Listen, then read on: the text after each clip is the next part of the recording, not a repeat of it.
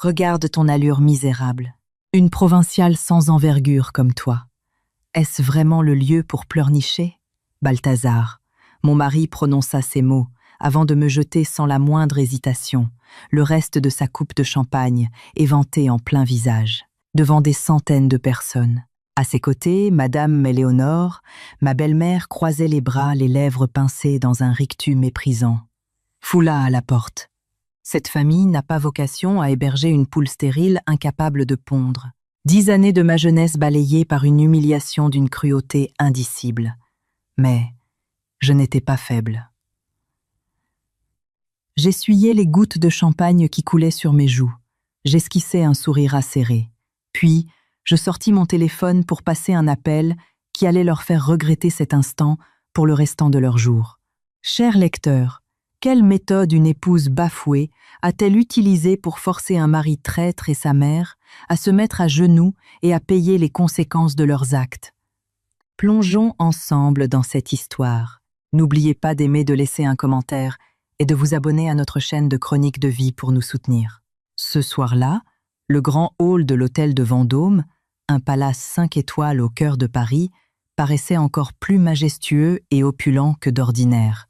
Les lustres en cristal de baccarat, tels de petites galaxies scintillantes, reflétaient leur lumière éblouissante sur le sol en marbre d'Italie, fraîchement poli.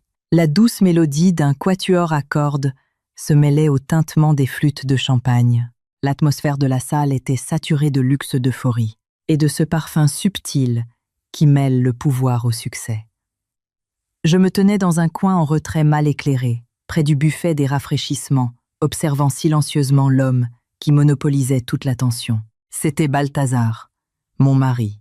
Il se tenait sur l'estrade principale. Grand séduisant dans son costume, sur mesure de chez Dior, les cheveux impeccablement coiffés, le visage rayonnant de fierté. Il recevait les félicitations des invités, des partenaires commerciaux et de ses collègues. C'était un grand jour pour lui, le jour où il prenait officiellement ses fonctions de directeur régional de la succursale du groupe Lavalette, l'un des plus gigantesques conglomérats immobiliers du pays. En regardant Balthazar, mon cœur était tiraillé par des sentiments contradictoires.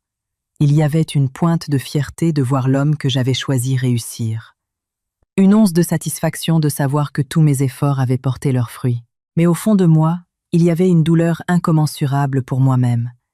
Il y a 10 ans, j'étais une jeune femme, nommée Apolline, brillante, pleine d'assurance, avec de grandes ambitions et des rêves plein la tête. Pourtant, au cours de cette décennie, j'avais accepté de tout abandonner, de m'effacer pour devenir une parfaite femme au foyer. J'avais endossé le rôle de l'ombre silencieuse de la base arrière solide pour qu'il puisse voler haut et loin. J'avais sacrifié mes propres opportunités de carrière, laissé derrière moi l'insouciance de la jeunesse pour m'enfermer dans une cuisine tous les jours, veiller sur son alimentation, son sommeil et prendre soin de notre petit foyer. Toutes ces nuits d'hiver glacial, où je restais éveillée à l'attendre, alors qu'il rapportait des plans d'architecte à terminer, lui préparant une infusion chaude, massant ses épaules fatiguées. J'avais toujours cru que la réussite de mon mari serait la plus belle des médailles pour une épouse. En voyant le sourire satisfait de Balthazar en ce moment, je pensais que tous mes sacrifices de ces 3650 derniers jours étaient enfin récompensés à leur juste valeur. Un tonnerre d'applaudissements me tira de mes rêveries. Balthazar prit le microphone. Avec une assurance et une prestance remarquables, il s'avança sur le devant de la scène. Sa voix grave et chaleureuse résonna dans les enceintes ultramodernes. Je tiens à exprimer ma plus profonde gratitude à tous nos invités de marque, à la direction, à nos partenaires et à tous mes collaborateurs qui ont pris le temps de partager ce moment de bonheur avec moi ce soir. Pour atteindre ce poste de directeur, j'ai dû travailler sans relâche, surmonter d'innombrables obstacles. C'est pourquoi je souhaite ce soir remercier du fond du cœur la personne qui m'a toujours accompagnée, cru en moi et soutenu tout au long de ce parcours semé d'embûches. Mon cœur se mit soudain à battre la chamade. J'esquissais un léger sourire. Mes mains rendues rugueuses par les tâches ménagères se crispèrent nerveusement.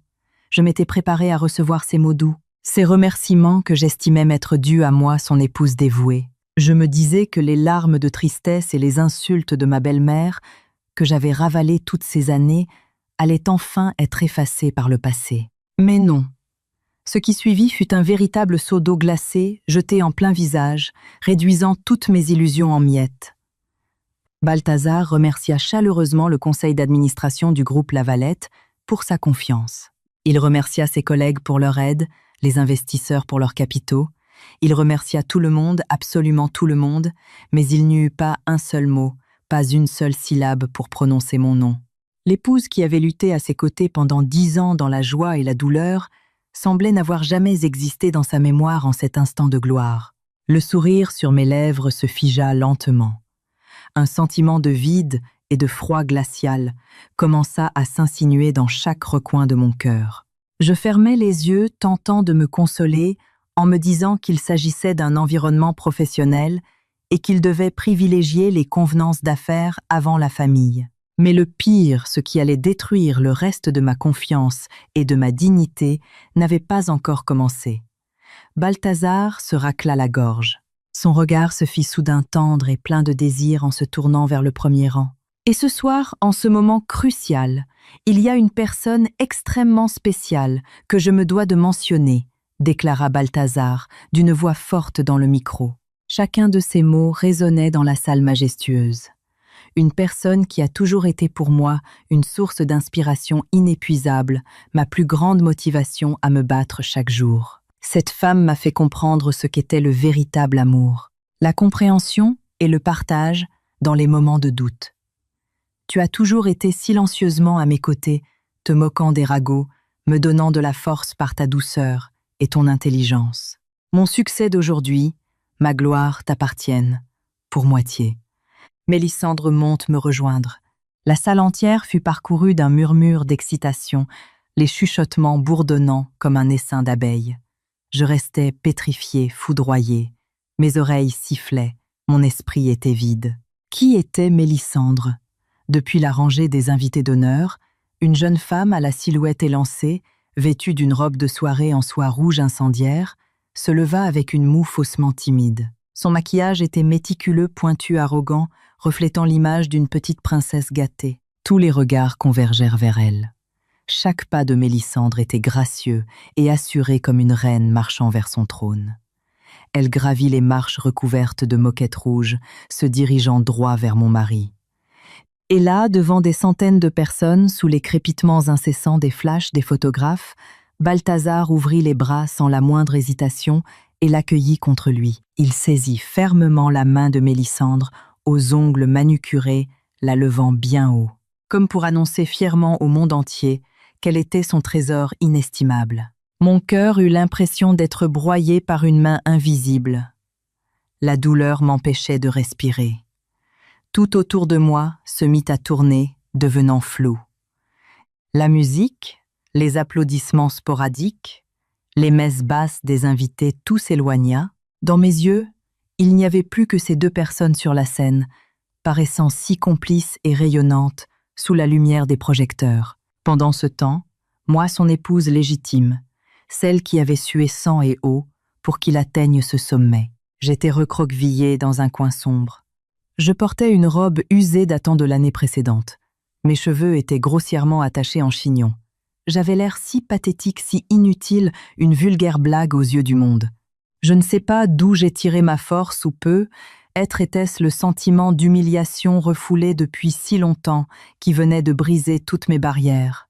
Je sortis de l'obscurité, je marchais lentement, mais d'un pas extrêmement résolu vers cette scène brillamment éclairée. Je ne pouvais pas continuer à assister à cette mascarade éhontée. Je devais lui demander des comptes. Je devais réclamer ma dignité de femme. Le bruit sec de mes talons résonna sur le sol, se frayant un chemin à travers la foule luxueuse. Alors que j'approchais de la scène, quelques connaissances commencèrent à me reconnaître. Ils me pointaient du doigt chuchotant avec un mépris non dissimulé. « Balthazar », appelai-je. Ma voix tremblait, retenant les larmes qui serraient ma gorge. Que signifie tout cela? Qui est cette femme? Balthazar entendit ma voix et baissa les yeux vers moi. Quand nos regards se croisèrent, je ne vis pas la moindre once de confusion, de regret ou de culpabilité dans les yeux de l'homme qui avait partagé mon lit. Au contraire, il n'y avait qu'une froideur cruelle et une expression d'agacement évidente sur son visage. Comme si mon apparition était une tache de saleté venant souiller le moment le plus glorieux de sa vie. Mélisandre, en me voyant, se blottit immédiatement contre le torse de Balthazar, écarquillant les yeux, jouant la fille effrayée et vulnérable. « Qu'est-ce que tu fais encore ici avec ta tête d'enterrement? Tu ne vois pas que tu es la risée de tout le monde » ricana. Balthazar lançant des mots tranchants comme des lames qui m'arrachèrent, le peu de fierté qu'il me restait. Il resserra son étreinte autour de la taille de Mélisandre, l'attirant plus près de lui avec un ton rempli de provocation. « Ouvre bien les yeux et regarde, voici la vraie femme de ma vie, une femme belle brillante, qui mérite vraiment d'être au bras d'un directeur comme moi. Mélisandre n'est pas comme toi. Elle me donne l'impression d'être un homme, un vrai. Elle me fait honneur en société. Et surtout, elle porte mon enfant. Un fils, un héritier. Ce que toi, avec ton ventre stérile, tu n'as jamais été capable de me donner en 10 ans. » Les mots de Balthazar s'abattirent sur moi comme la foudre me déchirant les tympans. Femme stérile. Il avait prononcé ces mots avec une emphase claire et sonore pour que les centaines de personnes présentes puissent les entendre. La douleur physique de ne pas pouvoir être mère qui était devenue une plaie béante et ma torture psychologique depuis 10 ans était maintenant utilisée par l'homme que j'aimais le plus, comme une arme aiguisée pour m'humilier. En public. J'avais bu des remèdes amers de rebouteux, fait la tournée des cliniques, supporté le regard méprisant de ma belle-mère, tout cela dans l'espoir de lui donner un enfant.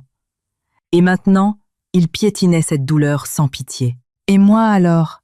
demandai-je en tremblant les larmes, affleurant au bord de mes yeux. « Ces 10 années, mes sacrifices pour cette famille, pour ta mère, pour ta carrière. Tout cela ne signifie-t-il rien du tout ?» Balthazar me toisa de la tête aux pieds avec un dégoût total, comme s'il regardait un déchet qu'il fallait évacuer. « Regarde-toi dans un miroir. » Une plouc coincée qui ne connaît que sa cuisine, qui compte les centimes à la boulangerie et empeste la friture. Tes vêtements sont ternes et usés. Tu crois vraiment qu'un directeur de mon envergure pourrait être fier de présenter une épouse aussi misérable à ses partenaires d'affaires? Ta seule existence me rappelle un passé de pauvreté et de médiocrité que je veux enterrer à tout jamais. Ne reste pas planté là à bloquer mon avenir. Sitôt sa phrase terminée, Balthazar saisit la coupe de champagne en cristal posée sur un pupitre voisin. Il descendit, une marche s'approcha de moi, le visage défiant. Et là, devant des centaines d'invités médusés, il me jeta le reste de sa boisson gazeuse et froide en plein visage. Le liquide ambré frappa ma peau, coula sur mon nez dans mes yeux, me brûlant atrocement.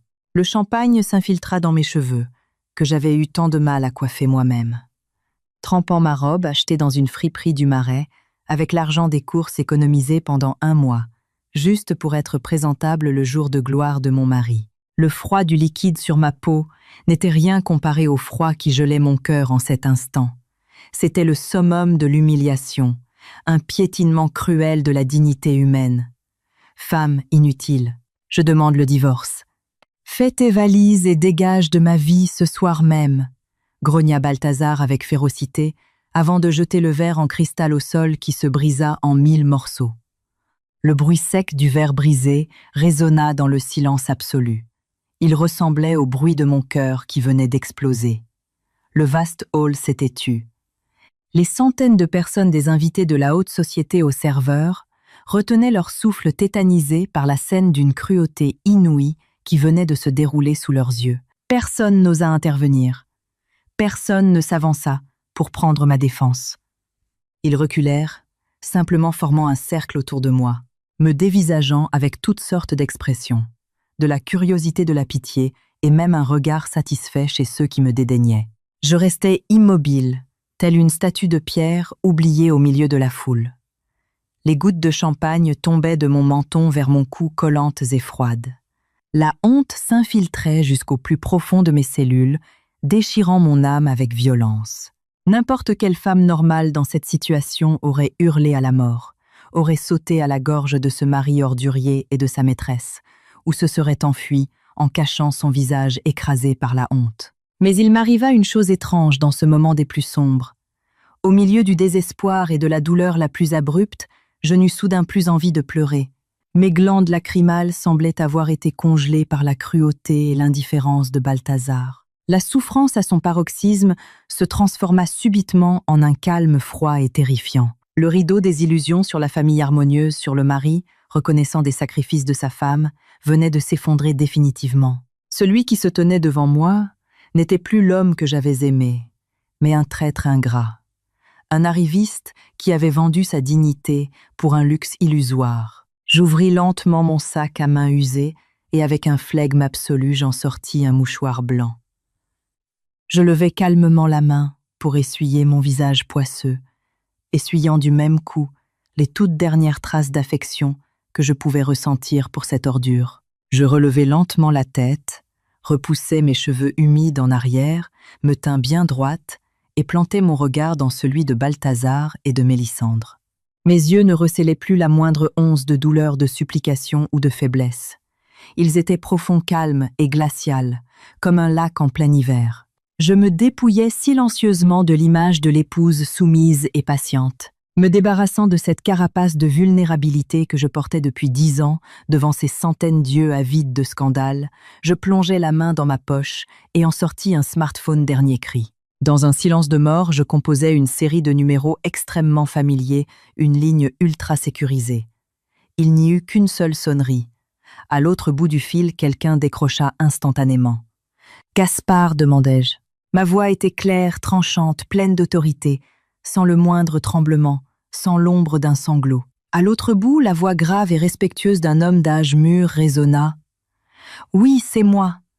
Je vous écoute, mademoiselle. » Je balayais la salle du regard, passant en revue les visages confus, puis je fixais intensément mon mari, arrogant sur l'estrade. Je prononçais chaque mot avec une netteté glaciale, comme on prononce une sentence de mort. Annulez immédiatement la décision de promotion au poste de directeur concernant Balthazar. Rétrogradez-le au poste d'agent d'entretien chargé des toilettes du sous-sol de l'entreprise dès demain matin. Aucune explication n'est nécessaire. Aucun motif ne doit être donné. Ma voix avait porté clairement. Chaque mot frappa le silence de la salle comme une balle de revolver. Balthazar fronça les sourcils en me fixant. Ses yeux exprimaient la confusion mêlée à la moquerie. Il pensait sans doute que la pression m'avait rendu folle à lier pour que je prononce de telles absurdités. Mais il ignorait que ce court appel marquait la fin de sa vie de faux semblants scintillants et le point de départ du retour triomphal de la reine qu'il avait osé blesser. Je glissais mon téléphone dans mon sac, tournais les talons et m'éloignais avec une prestance altière quittant ce hall luxueux, laissant derrière moi ce traître et l'avenir ténébreux qui l'attendait le lendemain. L'obscurité de la nuit parisienne m'accueillit alors que je sortais du palace. Le vent froid des champs, Élisée sécha le champagne poisseux sur mon visage et dans mes cheveux. Je hélai un taxi m'assis sur la banquette arrière et fermai les yeux. Le ronronnement du moteur m'éloigna de cet endroit sinistre et gorgé d'hypocrisie. Vous vous demandez sans doute qui je suis. D'où m'est venue l'autorité nécessaire pour d'un simple coup de téléphone destituer le nouveau directeur régional du tentaculaire groupe Lavalette. Tous les convives de ce soir, y compris Balthazar, et sa mère pensait que je n'étais que la pauvre Apolline, une petite orpheline de province, qui avait eu la chance d'épouser un citadin ambitieux. Mais ils avaient tort, lourdement tort. Ma véritable identité n'était pas celle d'une femme au foyer inutile et dépendante comme il se plaisait à le clamer. Je suis Apolline de Lavalette, fille unique et seule héritière de feu Armand de Lavalette, le grand homme qui a fondé et bâti l'empire immobilier Groupe Lavalette, reconnu dans toute l'Europe. Il y a 10 ans, j'avais la vie, dont tout le monde rêve. J'avais 22 ans, l'âge le plus éclatant pour une femme. Je venais tout juste de sortir major de promotion d'un MBA prestigieux à l'université d'Oxford en Angleterre. Je rentrais en France des ambitions plein la tête, prête à me lancer dans le monde féroce des affaires pour aider mon père chéri à consolider son héritage. Pourtant, le destin fut cruel et ironique. Le jour où je sortis de l'aéroport de Roissy, ce n'est pas le sourire chaleureux, ni les bras ouverts de mon père qui m'accueillirent, mais le visage paniqué et noyée de larmes de Gaspard. Gaspard était le bras droit de mon père, son frère d'armes depuis les jours difficiles de la création de l'entreprise. D'une voix étranglée, il m'annonça la pire des réalités. Mon père venait de décéder d'une crise cardiaque foudroyante. Le monde s'effondra sous mes pieds. D'une héritière choyée, je passais soudain au statut d'orpheline, perdue au sommet d'une immense fortune, sans aucun pilier sur lequel m'appuyer. Après des funérailles poignantes au cimetière du Père-Lachaise, Gaspard m'appela dans le bureau privé de mon père. Dans cette vaste pièce qui fleurait encore le tabac à pipe et le cuir, Gaspard me remit solennellement un testament et une lettre scellée à la cire rouge. Les larmes aux yeux. Il me dit que c'était le dernier message de mon père et qu'il m'avait ordonné de ne l'ouvrir que lorsque je serais seule. Ce soir-là, dans le silence glacial de ma chambre, j'ouvris le sceau d'une main tremblante. L'écriture de mon père, d'ordinaire si forte et si assurée, devenait faible et chevrotante sur les dernières lignes.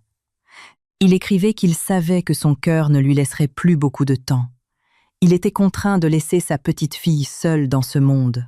Conformément au testament, il me léguait l'intégralité de l'empire Lavalette. Mais au milieu des directives professionnelles, il y avait la peur viscérale d'un père.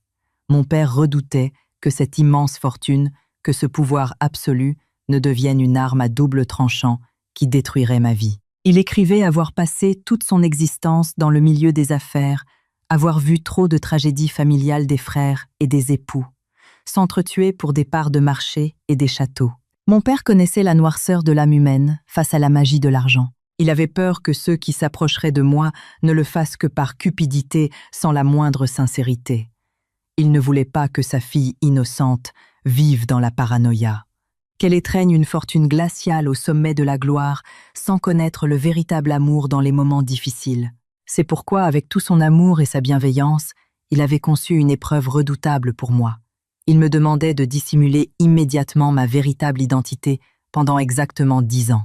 Pendant ces 10 années, le contrôle et les décisions du groupe Lavalette seraient confiés à Gaspard sous ma supervision secrète à distance. Quant à moi, je devais abandonner mon étiquette d'héritière, mes vêtements de haute couture et mes voitures de sport. Je devais vivre sous une fausse identité, comme une modeste jeune femme de la campagne, venue tenter sa chance à Paris. Il voulait que je goûte à l'amertume et à la dureté de la vie pour forger mon mental en acier et affûter mon regard comme celui d'un aigle capable de sonder le cœur des hommes. Et la condition sine qua non, il voulait que je profite de cette décennie pour trouver un homme qui m'aimerait pour ce que j'étais. Quelqu'un prêt à me protéger, à être patient et à m'accepter, même quand je n'étais personne, sans un centime en poche et sans statut social. Mon père prévenait avec gravité que ce n'est qu'au terme de ces 10 ans, ou lorsque je ferais face à l'épreuve la plus douloureuse en découvrant le vrai visage d'un imposteur, que je serais autorisé à faire tomber le masque et à reprendre la place de PDG pour récupérer ce qui m'appartenait de droit. Après avoir lu cette lettre poignante, je pleurais toutes les larmes de mon corps. Je comprenais son cœur, les angoisses d'un père protecteur, jusqu'à son dernier souffle. J'essuyai mes larmes, me fit la promesse d'être forte et décida de respecter ses dernières volontés. Le lendemain matin, je fis discrètement mes valises en ne prenant que quelques vêtements basiques, quittant l'hôtel particulier familial du 8e arrondissement. Je laissai derrière moi mes cartes Black American Express, au plafond illimité mes parures de diamants, et la vie de pacha que j'avais toujours connue. Gaspard m'aida à me forger un nouveau passé sous le nom de simple Apolline, originaire d'un petit village, oublié du Limousin. Je louai une minuscule chambre de bonne, sous les toits de zinc glacial en hiver, étouffante en été. Les premiers mois de ma nouvelle vie furent un véritable cauchemar pour la fille surprotégée que j'étais. J'ai dû apprendre à me lever à 5 heures du matin, à m'entasser dans un métro ligne 13 bondé et malodorant pour aller chercher du travail. J'ai appris à compter chaque euro. J'ai appris à marchander le prix des légumes au marché d'Aligre. Mes mains douces, qui ne connaissaient que le clavier du piano et le stylo plume, devinrent rêches à force de frotter le linge et de cuisiner sur des plaques électriques défectueuses. Je décrochais un poste de dessinatrice junior dans un petit cabinet d'architecte pour un salaire de misère.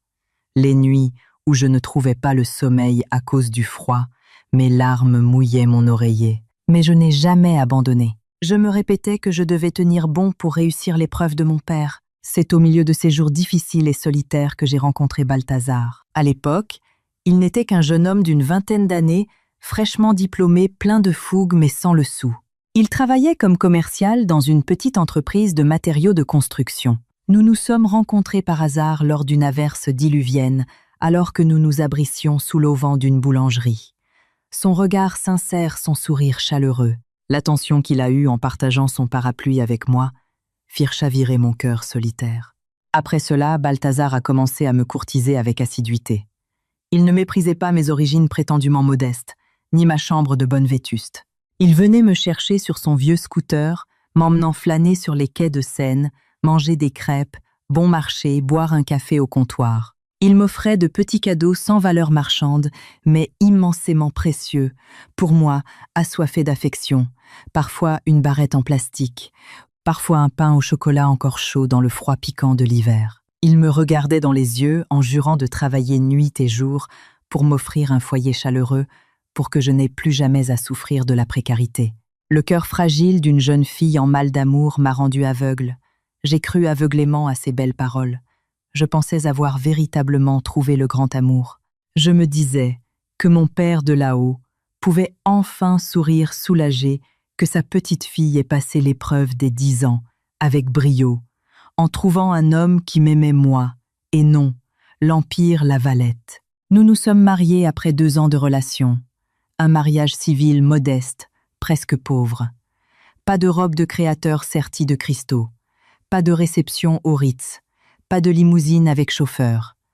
Juste une signature à la mairie du 18e arrondissement et un déjeuner dans une brasserie avec quelques membres de sa famille. Je m'étais maquillée. Moi-même, je portais une petite robe blanche, toute simple. Mais mon cœur débordait d'un bonheur pur et réconfortant. Je me disais qu'être pauvre n'avait pas d'importance. Tant que les époux s'aimaient, toutes les montagnes pouvaient être soulevées. Mais la tragédie de ma vie, la descente aux enfers de mon mariage, commença véritablement le jour où je mis les pieds chez lui en tant que belle-fille. La mère de Balthazar, Madame Éléonore, était une veuve acariâtre cynique et farouchement matérialiste. Dès le premier jour, elle m'a témoigné un mépris ouvert sous prétexte que je n'apportais aucune dot, aucun patrimoine. Quelques jours après le mariage, Balthazar, avec des mots de velours, me persuada de quitter mon emploi.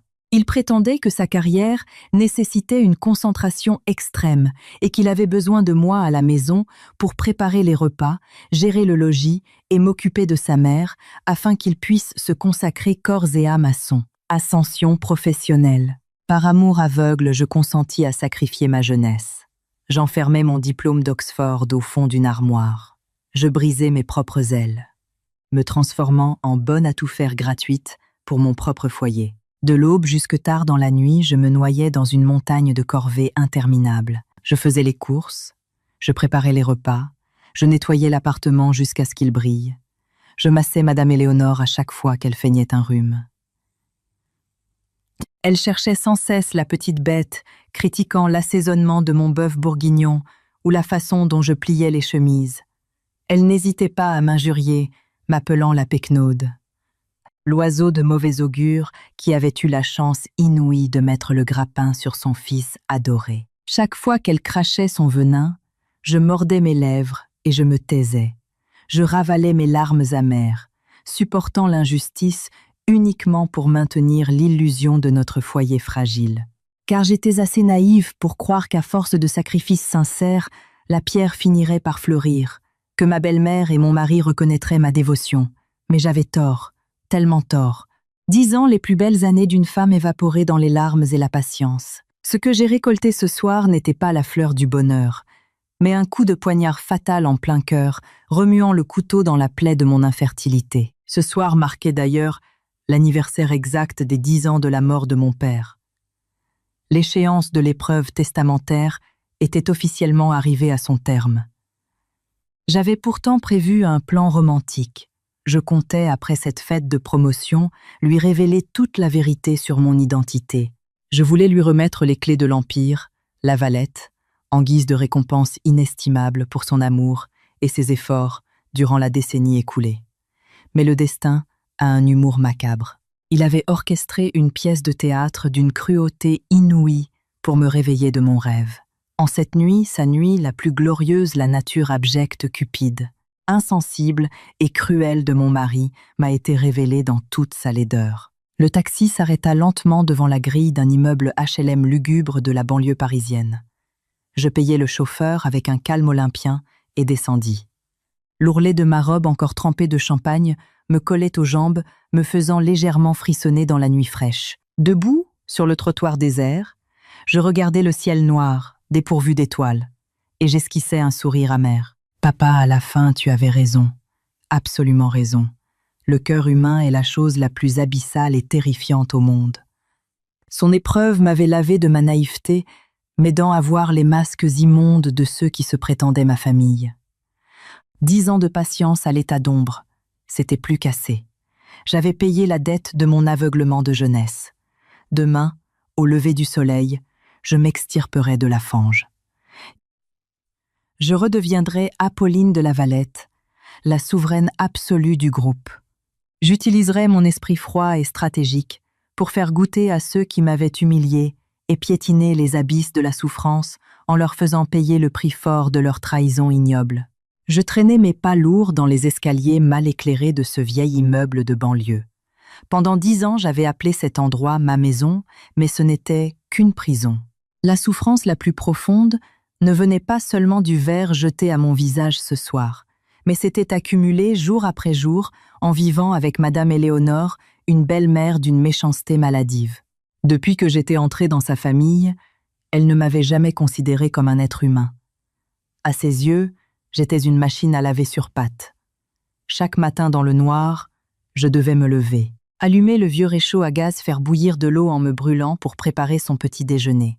Madame Éléonore avait des goûts de luxe pour quelqu'un qui n'avait rien. Elle m'envoyait au marché à des kilomètres de là, dès 6 heures du matin, sous la pluie glaciale de la région parisienne, pour trouver la meilleure coupe de viande et les légumes les plus frais. Le vent giflait mon visage. À mon retour, mes mains étaient gercées et saignantes. Mais pas un merci ne franchissait jamais ses lèvres. Si la soupe manquait d'1 gramme de sel, ou si la viande était tranchée trop épaisse, elle jetait vulgairement l'assiette sur le carrelage froid.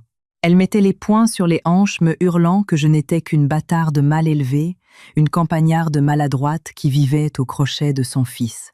Je mordais ma lèvre, je m'accroupissais pour ramasser les débris mêlant mes larmes aux miettes. Ensuite, le ventre vide, je lavais des montagnes de vêtements à la main, car elle économisait l'électricité et m'interdisait d'utiliser la machine à laver. Mais ce qui la rendait véritablement féroce, l'arme psychologique qu'elle maniait avec le plus de sadisme, c'était le fait que je ne lui ai pas encore donné de petit-fils. Elle propageait dans tout l'immeuble la rumeur selon laquelle notre famille était maudite par une poule stérile. Chaque soir, elle faisait bouillir des concoctions naturopathiques nauséabondes d'une noirceur effrayante et me forçait à les boire jusqu'à la dernière goutte. L'odeur rance imprégnait les murs, mes vêtements. Ma peau, pendant que je grimaçais en avalant l'amertume, elle me maudissait si je ne tombais pas enceinte. Cette année, elle me flanquerait à la porte pour trouver une nouvelle femme à son fils, disant qu'une femme comme moi méritait tout, juste de servir de nourriture au porc. Dans ces moments-là, Balthazar restait affalé sur le canapé, en simili-cuir à regarder la télé ou à jouer sur son téléphone, sans dire un traître mot pour défendre son épouse. Il choisissait le silence. Une complicité lâche, laissant sa mère déchirer le cœur de la femme qui avait donné sa jeunesse pour sa réussite. Car je n'avais pas seulement enduré des tortures physiques et mentales, j'avais mis mon intelligence et mon savoir au service de sa carrière. Au début de notre mariage, Balthazar peinait énormément. Il n'était qu'un modeste vendeur de mobilier intérieur avec des capacités intellectuelles limitées. Son patron le réprimandait sans cesse et son salaire était dérisoire. Parfois, il rentrait ivre-mort, jetait ses dossiers sur la table et jurait après les clients qui le rejetaient. En tant qu'épouse, j'avais mal pour lui. Alors, quand il dormait à poings fermés, j'allumais une petite lampe de bureau. Grâce à mon MBA et mon bagage intellectuel d'Oxford, ces difficultés professionnelles n'étaient pour moi que des jeux d'enfants. Je passais des nuits blanches à corriger ses brouillons, à refaire ses business plans, avec des stratégies affûtées, ciblant une clientèle haut de gamme. Le matin, en se réveillant, il tombait des nues en trouvant ses dossiers impeccables.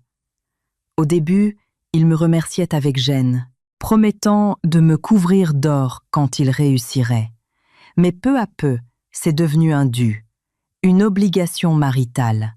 Donc, il s'appropriait mon travail, le présentant fièrement à ses supérieurs. Grâce à mes stratégies, il commença à décrocher de petits contrats. Mais dans la jungle parisienne, le talent d'emprunt ne suffit pas. Il lui fallait un puissant levier. J'ai donc décidé d'utiliser mon pouvoir secret. Via un téléphone sécurisé, je donnais des instructions à Gaspard. Je lui ordonnais de favoriser discrètement l'entreprise de Balthazar, de lui octroyer d'immenses contrats pour l'aménagement d'hôtels particuliers appartenant au groupe Lavalette, tout en finesse pour éveiller aucun soupçon. Des contrats à plusieurs dizaines de millions d'euros tombaient miraculeusement dans son escarcelle. Le groupe Lavalette exigeait de traiter exclusivement avec Balthazar. Propulsé par ce géant économique, Balthazar monta en flèche de simple vendeur à chef des ventes, puis directeur adjoint, jusqu'au sommet régional fêté ce soir. Ses revenus furent multipliés par 100. Il s'acheta des costumes de créateur, une montre Rolex, et troqua son scooter pour une Maserati. Mais le poison du pouvoir l'aveugla. Il commença à se prendre pour un génie. Il oublia mes nuits blanches passées sur ses dossiers, oublia mon indulgence face aux cruautés de sa mère. À la maison, il me regardait de haut. Il critiquait mes petits plats de provincial. Il critiquait mes vêtements usés qui faisaient tache à côté de son statut de directeur. Il se plaignait de l'odeur de friture sur moi, disant qu'elle lui donnait la nausée, l'arrogance d'un nouveau riche. Il commença à découcher sous prétexte de dîner d'affaires. En réalité, il se noyait dans des orgies dans les clubs parisiens jusqu'à l'aube. Il rentrait en empestant le parfum bon marché, le col de sa chemise taché de rouge à lèvres. J'étais assez intelligente pour comprendre sa trahison, mais j'avais choisi de fermer les yeux, d'attendre l'échéance des 10 ans pour mesurer à quel point son âme pouvait pourrir. Puis, Mélissandre était arrivée l'étincelle qui avait fait exploser le baril de poudre. C'était une nouvelle réceptionniste de son entreprise. Bien plus jeune que moi, d'une beauté aguicheuse experte dans l'art de flatter l'ego des hommes vaniteux. Elle l'abreuvait de compliments en l'appelant le plus bel homme de la terre. Un miel toxique que Balthazar buvait avec avidité. Il tomba dans ses filets. Il puisa allègrement dans les caisses, détournant l'argent de l'entreprise pour lui offrir des sacs Chanel, des diamants, et même louer un appartement de grand standing dans le 16e arrondissement pour abriter leur liaison. Pendant que je comptais chaque centime des courses et que je subissais sa mère, mon mari jetait des milliers d'euros par les fenêtres pour entretenir sa maîtresse. Une nuit, Mélissandre m'avait même appelé avec le téléphone de Balthazar. D'une voix mielleuse et arrogante, elle m'avait nargué, disant qu'il dormait à ses côtés et que je ferais mieux de céder ma place à quelqu'un de plus jeune et de plus digne. Je n'avais rien répondu et raccroché. Le silence terrifiant, avant l'ouragan.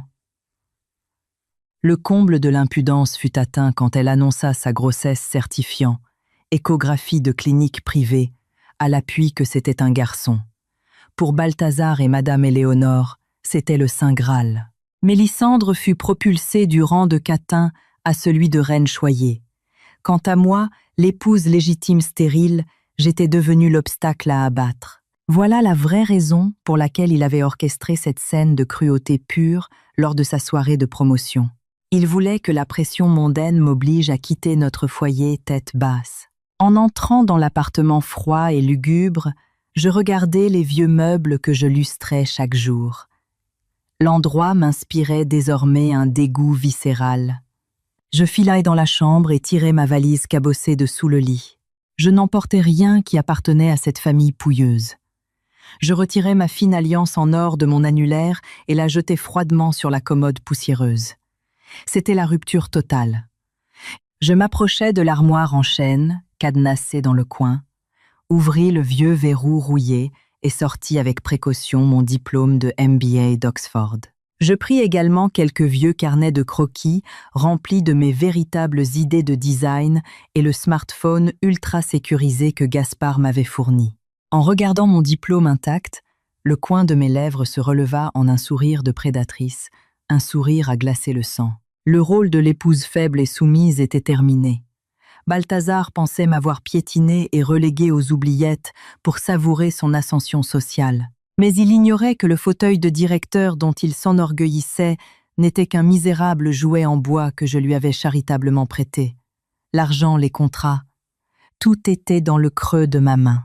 En un claquement de doigts, son empire de pacotille partirait en fumée, le renvoyant au rang de minable. Je composais le numéro de Gaspard pour la 2e fois.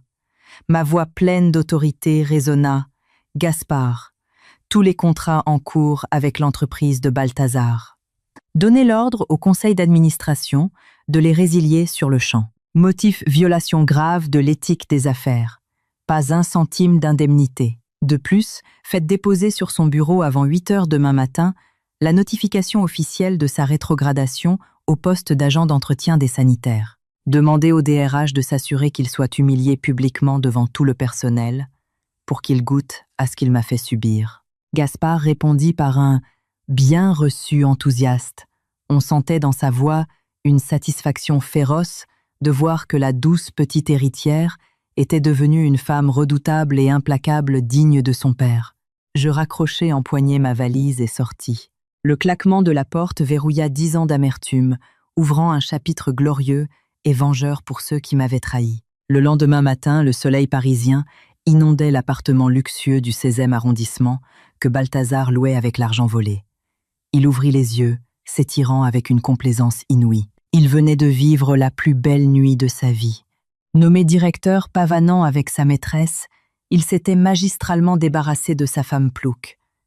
Il se dit que cette minable devait pleurer toutes les larmes de son corps en ce moment même. Il caressa les cheveux de Mélissandre, sifflotant joyeusement en allant à la salle de bain. Il s'admira dans le miroir, s'aspergea d'un parfum hors de prix, enfila son costume Dior bleu nuit et sa cravate en soie.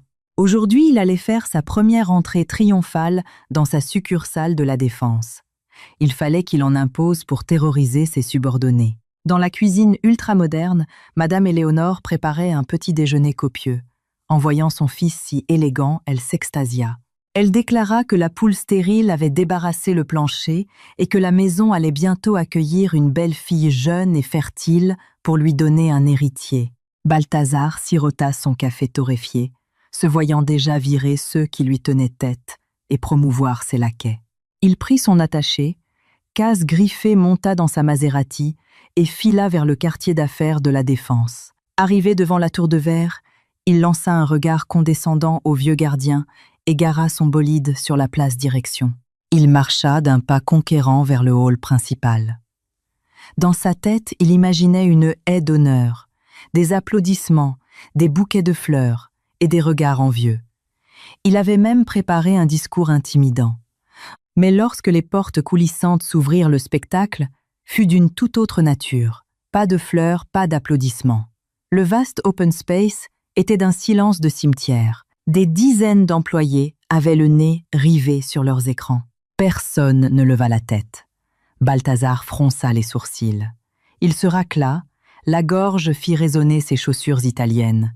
Mais seul, un silence pesant lui répondit. Quelques regards en coin le jaugèrent, mais ils n'exprimaient ni respect ni admiration. Seulement de la moquerie, de la pitié et une joie sadique. Balthazar sentit un frisson lui parcourir l'échine. Une prémonition funeste s'empara de lui. Il tenta de garder contenance et marcha vers le bureau luxueux au bout du couloir. Sa main n'avait pas encore effleuré la poignée qu'une voix glaciale l'arrêta dans son élan. C'était M. Leroux, le DRH, réputé pour sa rigidité. Il tenait une chemise bleue cartonnée. Son visage ne portait aucune trace de ses sourires obséquieux habituels.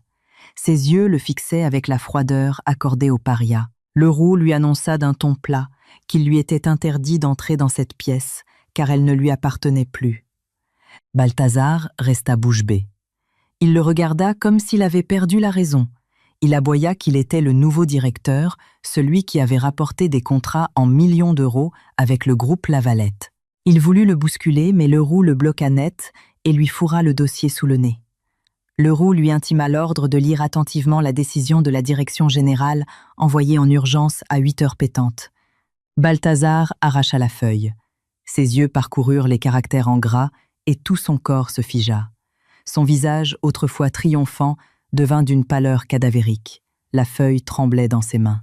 Le contenu était sans équivoque, sur instruction immédiate de notre partenaire stratégique, le groupe Lavalette, et en raison de fautes graves de violation de l'éthique des affaires et d'un comportement moral préjudiciable à la réputation des deux entités. Tous les contrats en cours sont immédiatement rompus.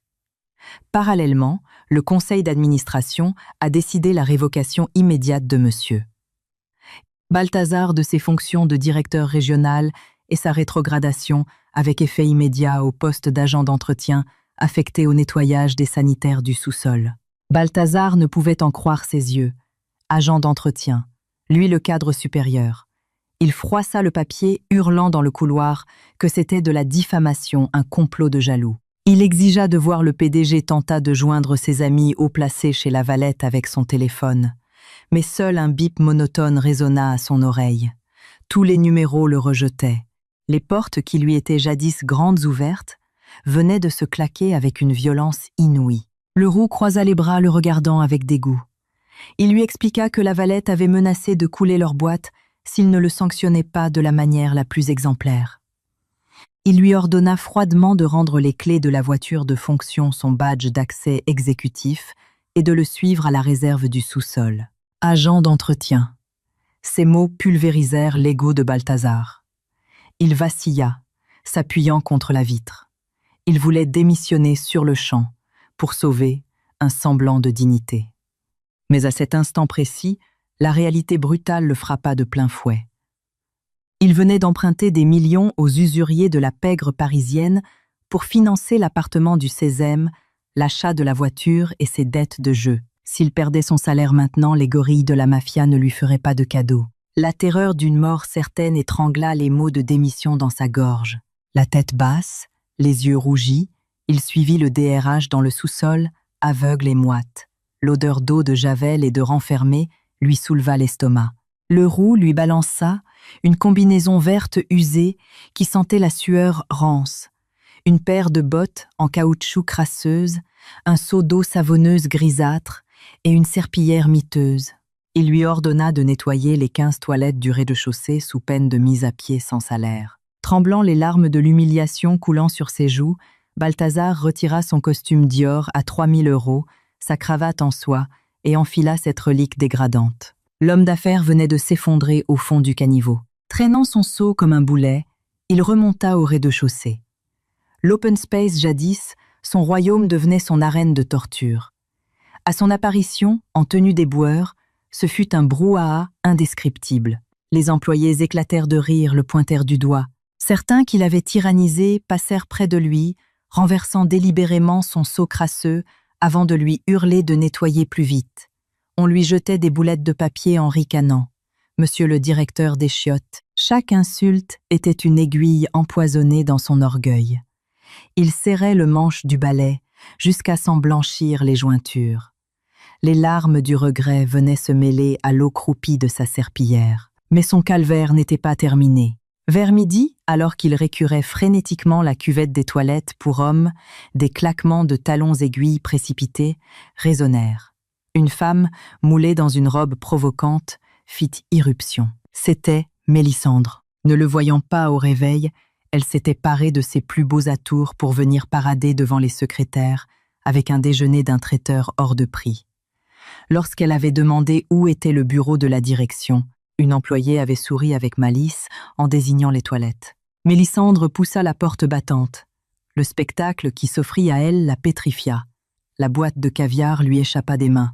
Face à elle, point de PDG élégant, mais un homme en combinaison informe, couvert de sueur et d'éclaboussures, agenouillé la tête dans la cuvette. « Balthazar, qu'est-ce que tu fous? Pourquoi tu es habillé comme un clochard ?» hurla-t-elle. Surpris et mortifié, Balthazar retira ses gants jaunes en catastrophe, tentant de l'approcher pour s'expliquer. Mais elle recula, se pinçant le nez avec dégoût, les conduisant comme un lépreux. « Ne me touche pas. Tu pues la pisse. » Il balbutia que c'était temporaire, un malentendu. Mais Mélisandre était une professionnelle de la manipulation. Elle comprit instantanément que l'homme était fini. Son regard enjôleur fit place à un mépris glacial et calculateur. Elle ricana avec cynisme. « Ne rêve pas, mon pauvre vieux. Tu crois qu'un récureur de chiottes a les moyens de m'entretenir. J'étais avec toi pour le fric et le pouvoir. Je ne serai jamais la bonne femme d'un balayeur. » Dévasté, Balthazar hurla en évoquant l'enfant qu'elle portait.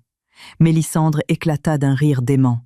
« Cet enfant, rien ne dit qu'il est de toi, pauvre idiot. Et même si c'était le cas, je m'en débarrasserais. Hors de question de pondre l'enfant d'un lousé. » Elle tourna les talons. Balthazar se jeta à ses pieds, agrippant l'ourlet de sa robe suppliant.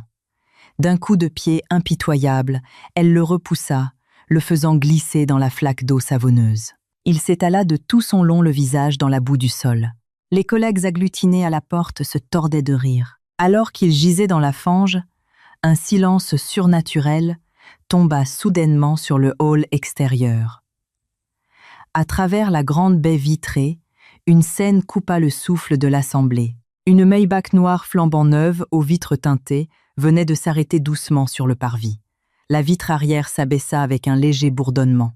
Balthazar releva la tête. À travers la fenêtre, il vit une femme incroyablement familière, mais d'une élégance insoupçonnée. Vêtue d'un tailleur Chanel blanc, cassée d'une sophistication absolue, l'aura d'une femme de la noblesse, les cheveux parfaitement relevés, le visage maquillé, avec un raffinement qui soulignait son regard implacable. C'était Apolline, l'épouse ploue qu'il avait jetée à la rue la veille. Apolline ne ressemblait plus à la ménagère sentant la friture. Elle était assise dans une voiture à plusieurs millions d'euros, irradiant une puissance écrasante. Ses yeux froids comme l'hiver glissèrent une fraction de seconde vers le misérable nettoyeur étalé dans sa flaque. Un regard de la plus absolue condescendance. Balthazar écarquilla les yeux, sa respiration se bloqua. Apolline esquissa un sourire imperceptible. La vitre remonta, et le bolide disparut dans le flot de la circulation parisienne, le laissant figé sur le carrelage humide, le cerveau en ébullition. Qui était vraiment cette femme qu'il avait torturée pendant 10 ans? Ce soir-là, fou de rage, l'ego détruit, persuadé dans son délire qu'Apolline lui volait son argent depuis des années pour s'offrir cette vie luxueuse avec un vieil amant riche. Il déchira sa combinaison, jeta son balai de toutes ses forces et s'enfuit du bâtiment. Il héla un taxi et lui hurla de foncer vers son appartement du 16e. Il voulait lui faire cracher le morceau, la forcer à signer le divorce en lui abandonnant tous les biens qu'il croyait siens pour éponger ses dettes. Il défonça la porte d'entrée de son appartement. Dans le salon, Madame Éléonore dégustait une soupe de foie gras sur le canapé en cuir pleine fleur. Le fracas la fit sursauter la porcelaine, explosant au sol. Balthazar ressemblait à un démon. Il hurla des insanités, brisa une table en verre, fracassa un vase inestimable, détruisit l'écran géant. Il accusait Apolline de l'avoir marabouté. Sa mère, tout aussi hystérique, se mit à hurler avec lui, traitant sa bru de monstre. Soudain, la porte de la bibliothèque sur la mezzanine s'ouvrit en douceur. Apolline apparut majestueuse au sommet des escaliers. Elle portait une robe haute couture noire, sublime de froideur et de puissance. Le silence se fit. Les talons de la jeune femme martelaient le parquet en chêne, avec un rythme morbide le compte à rebours de leur annihilation. Elle enjamba les débris de verre et s'assit sur le fauteuil club. Elle ne cria pas, ne pleura pas, le silence de l'omnipotence. Balthazar s'avança pointant, un doigt tremblant vers elle, exigeant le divorce immédiat, sans aucune compensation, menaçant de faire appel à la mafia s'il n'obtenait pas ses millions. Madame Éléonore l'encourageait. Quand ils eurent fini d'aboyer, Apolline esquissa un sourire méprisant. Elle prit un épais dossier rouge sur la table basse et le lança sur le torse de Balthazar. Des dizaines de feuilles volèrent. Des rapports d'audit interne des relevés bancaires estampillés du cachet rouge du groupe Lavalette. « Ramasse ces documents et lis-les avant de me parler de partage de biens », dit-elle d'une voix lugubre. Balthazar s'exécuta. En voyant le logo du groupe Lavalette, son sang se glaça. C'était un audit complet, retraçant le moindre de ses méfaits. Faux contrats, factures gonflées, société écran montée au nom de la famille, détournement de fonds pour des soirées privées. Et sur la dernière page, un chiffre en gras rouge, 150 millions d'euros. L'argent volé au groupe au cours des 3 dernières années, dilapidé dans des achats de voitures sur des sites de paris sportifs, et dans l'achat de cet appartement et d'une villa pour sa maîtresse. Les genoux de Balthazar cédèrent. Il s'effondra sur les bris de verre. Balbutiant de terreur, il demanda comment elle avait pu ordonner un tel audit. Apolline le crucifia avec sa répartie. « Tous ces biens, l'argent sur tes comptes, cet appartement. Rien n'est à toi. Le groupe a déjà entamé la saisie judiciaire. Tes comptes sont gelés. Tu n'es plus qu'un fraudeur ruiné.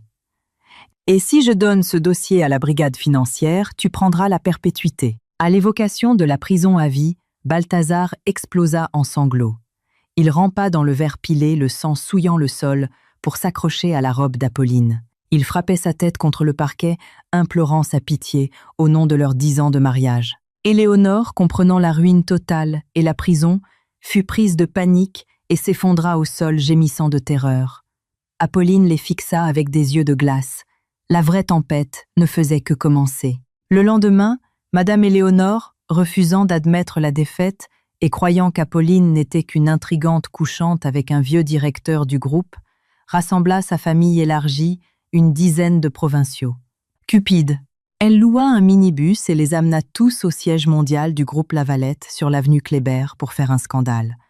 Elle fit irruption dans le majestueux hall, se jetant par terre, roulant sur le marbre en criant que le grand patron couchait avec sa belle-fille pour ruiner son fils génial. Gaspard apparut impassible et leur annonça que le PDG, en personne très concernée par leurs accusations, les attendait au dernier étage dans la grande salle du conseil. Éléonore triomphante persuada son fils lâche qu'ils avaient gagné. Ils furent conduits par l'ascenseur VIP vers les cimes du pouvoir. Les portes de la majestueuse salle de conseil en noyer massif s'ouvrirent. L'immense fauteuil présidentiel faisait dos à la porte. Gaspard s'avança, s'inclina à 90 degrés. « Madame la Présidente, ils sont là. » Le fauteuil pivota. Pas de vieux bedonnant, c'était Apolline. Tailleur Bordeaux-Port altier mains croisées sur la table. Elle les fixait comme on regarde des insectes. La mâchoire d'Éléonore se décrocha. Ses yeux sortirent de leurs orbites. Les cousins reculèrent de terreur. Balthazar sentit son cerveau imploser. La femme qu'il avait traitée de moins que rien pendant 10 ans était la souveraine absolue du plus grand groupe de France. Son pouvoir, son titre, son argent n'étaient que des miettes qu'elle avait laissées tomber de sa table. Apolline jeta une enveloppe blanche devant Balthazar. « Ton vol n'est même pas ton plus grand échec. C'est ta bêtise. Ouvre ça. » À l'intérieur des documents médicaux d'une clinique privée parisienne et des photos de paparazzi, un test de paternité. Mélissandre n'était qu'une croqueuse de diamants de la pire espèce. L'enfant qu'elle portait était celui d'un dangereux caïd des banlieues, un usurier recherché par la police. Elle avait manipulé Balthazar pour qu'il finance sa vie et celle de son amant gangster avec l'argent volé. En entendant que le petit-fils prodige était en réalité la progéniture d'un criminel, Madame Éléonore poussa un cri étranglé. Son rêve de noblesse s'évapora, le sang lui monta au cerveau, et elle s'effondra sur l'épaisse moquette victime d'une crise foudroyante. Ses proches paniquèrent, mais aucun n'osa bouger devant la froideur glaçante de la présidente. Balthazar pleurait comme un damné se giflant à s'en arracher la peau. Il implorait le pardon. Apolline fit un signe. Gaspard posa les papiers du divorce et un stylo Montblanc devant lui. Signe ce divorce. Renonce à tout. Tu partiras avec les vêtements que tu portes. Si tu hésites, 1 seconde, je donne le dossier d'audit aux policiers qui attendent en bas. Brisé, terrifié par la prison, Balthazar attrapa le stylo d'une main tremblante et signa l'abrogation de sa dignité de ses 10 ans de mensonges. Apolline récupéra le document d'un geste sec. Les agents de sécurité entrèrent et jetèrent la famille hors du building sous les regards méprisants des centaines d'employés. Dehors, Balthazar, portant sa mère à moitié consciente, vit sa Maserati remorquée par la fourrière. L'appartement du 16e arrondissement avait été mis sous scellé par la justice. Ses comptes étaient bloqués. Ruiné, il chercha refuge chez Mélissandre. Mais c'est le grand caïd balafré qui ouvrit la porte. L'homme lui brisa le nez d'un coup de poing monumental. Il fut tabassé à mort dans le couloir pendant que Mélisandre ricanait, l'avertissant que s'il revenait, il lui briserait les jambes. Balthazar finit par vendre la montre Rolex qui lui restait pour une bouchée de pain. Avec cet argent, il loua un taudis insalubre en Seine-Saint-Denis, pire que la chambre de bonne Capoline avait occupée. Le karma s'abattit violemment sur Éléonore, frappée d'un AVC. Elle resta hémiplégique, la bouche de travers, clouée sur un matelas crasseux.